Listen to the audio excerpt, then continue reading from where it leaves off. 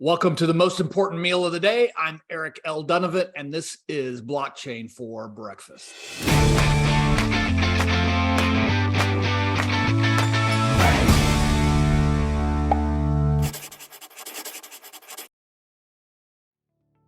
Harrison, thank you so much for joining us again today.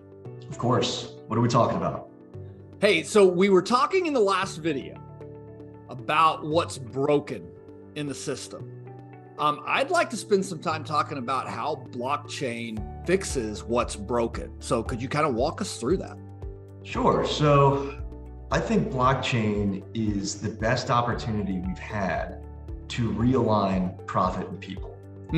So we talked about, hey, traditional finance is, fraught with intermediaries and middlemen and taking profit over people.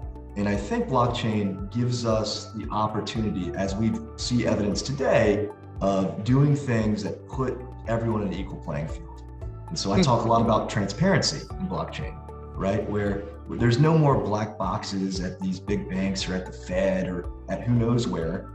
Everything that goes on the blockchain can be viewed and seen pseudonymously. Like, you don't know that might be Eric Dunavant messing around doing things like that, but you can see it's like, okay, I know kind of what's going on over there, and there's no one playing by any rules that are different than mine, which segues into the next point about equal opportunity.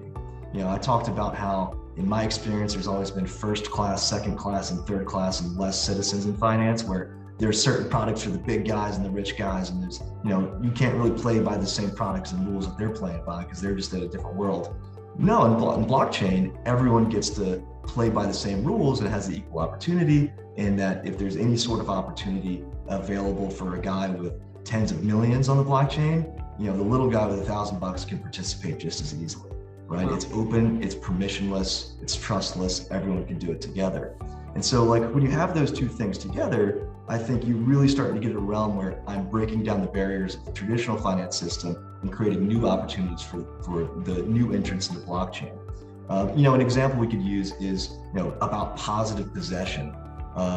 If I go buy Apple stock through a broker, the broker gives me an IOU for the Apple stock. The stock's not really registered in my name. It's registered in my name with the custody at the brokerage account. It's like, okay, well, that seems fine, but that broker is probably lending out those shares to make some money on their end, and I don't get to see any of that.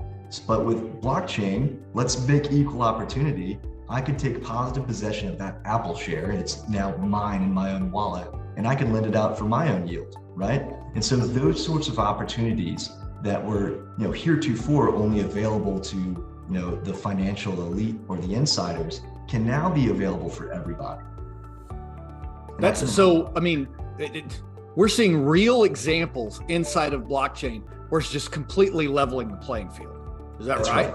That's right. Where, the opportunity to play by, what has historically been the big boys game is there for everybody.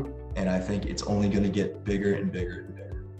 Wow, that's the bigger and bigger and bigger. That's a video for another time. We'll talk about that next time. Harrison, thank you so much for kind of unpacking this. This is fascinating, but thank you. Yeah, of course.